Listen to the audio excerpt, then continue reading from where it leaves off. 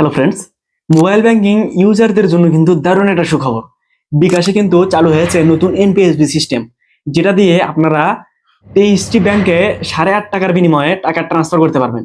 1000 টাকায় 8 টাকা 50 পয়সা খরচ হবে। যেখানে আপনি বিকাশ টু ব্যাংক করলে আদার ব্যাংকে যখন টাকা ট্রান্সফার করতেন, সেখানে আপনার কোনো ব্যাংকে 10 টাকা, কোনো ব্যাংকে 11 টাকা, কোনো ব্যাংকে 12 টাকা, কোনো ব্যাংকে 13 টাকা খরচ হতো, ঠিক আছে? আর এখন কিন্তু আপনারা বিকাশ থেকে সরাসরি রকেটে টাকা ট্রান্সফার করতে পারবেন 8 টাকা 50 পয়সার বিনিময়ে, এবং এম ক্যাশ অ্যাকাউন্টে টাকা ট্রান্সফার করতে পারবেন, ঠিক আছে? ব্র্যাক ব্যাংকে টাকা ট্রান্সফার করতে পারবেন 8.5 টাকার বিনিময়ে। এসব এনপিএসবি, এই এনপিএসবি সিস্টেমটা কিন্তু চালু হয়ে গেছে। তো এটা আপনি কিভাবে দেখবেন? আপনার বিকাশ অ্যাপ্লিকেশনটা ওপেন করবেন। তো স্ক্রিনটাতে লক্ষ্য করেন, বিকাশ অ্যাপে যদি আপনি অ্যাপসে ওপেন করার পরে নিচের দিকে স্ক্রল করে চলে আসবেন, ঠিক আছে? চলে আসার পরে একদম নিচে এসে দেখেন অন্যান্য সেবা লেখা, এখানে একটু বাম দিকে স্ক্রল করবেন, করার পর দেখতে পাচ্ছেন এনপিএসবি লেখা, ঠিক আছে? এনপিএসবি এটা কিন্তু জাস্ট নাও, ঠিক আছে? সাথে সাথে কিন্তু টাকা ট্রান্সফার হবে। তো এই এনপিএসবি অপশনটা অনেকের আসে নাই বিকাশ অ্যাপসে। তো যাদের আসে নাই তারা প্লে স্টোর গিয়ে অ্যাপ্লিকেশনটা আপডেট দিবেন। বিকাশ অ্যাপটা আপডেট দেওয়ার পরে কিন্তু এই অপশনটা চলে আসবে, ঠিক আছে? তো এখানে এনপিএসবি তে যদি আমরা ক্লিক দিই, দেওয়ার পরে দেখতে পাচ্ছেন এখানে এমএফ এ যদি প্রথমে ব্যাংক অ্যাকাউন্ট দেখি, ব্যাংক অ্যাকাউন্টে এখানে হচ্ছে এই যে ব্যাংক অ্যাকাউন্টে যদি ব্যাংক অ্যাকাউন্ট যোগ করে দেখতে পাচ্ছেন আপনি এখানে 23টা ব্যাংকে কিন্তু আপনি টাকা ট্রান্সফার করতে পারবেন।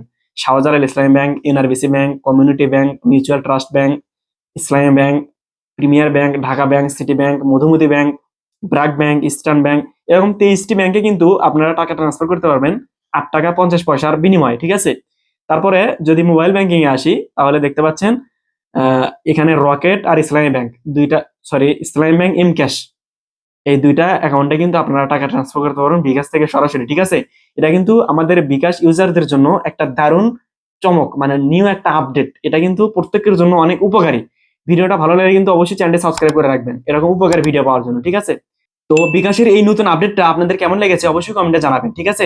তো যাই হোক, এভাবে কিন্তু আপনারা বিকাশ থেকে অন্য অন্য ব্যাংকে এনপিএসবি করতে পারবেন। যদি আমি এখানে ব্র্যাক ব্যাংকে এনপিএসবি করে আপনাকে দেখাই, এই যে ব্র্যাক ব্যাংকে যদি যাই, তো এখানে আমি 500 টাকা যদি দেই, আমার ব্যালেন্স আছে 900 টাকা।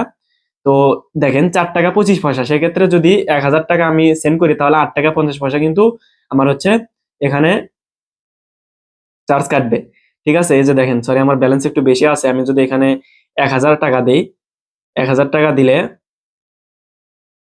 দেখতে পাচ্ছেন 8 টাকা 50 পয়সা কিন্তু আমার এখানে চার্জ কাটছে। এটা কিন্তু অনেক ভালো একটা, মানে মানে প্রত্যেকটা বিকাশ ইউজারদের জন্য টাকা বের করতে চার্জ কম কাটবে, ঠিক আছে? আপনি যখন কোনো এজেন্টে ক্যাশ আউট করবেন, আপনার প্রিয় করা থাকলে কিন্তু সর্বনিম্ন 15 টাকা খরচ কাটবে, মানে 14 টাকা 90 পয়সা। সেক্ষেত্রে কিন্তু একটা প্লাস পয়েন্ট।